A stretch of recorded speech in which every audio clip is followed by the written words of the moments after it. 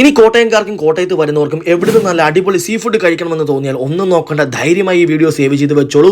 So now we are at UC restaurant Ettumanoor. കൂടുതലായിട്ട് sea ഫുഡാണ്. നമ്മള് തവയാണ് കൂടുതലായിട്ട്. തവ, പിന്നെ പ്രോൺസ് ഉണ്ട്, സ്ക്വിഡ് ഉണ്ട്, പിന്നെ അയല, പിന്നെ കാളാഞ്ചി.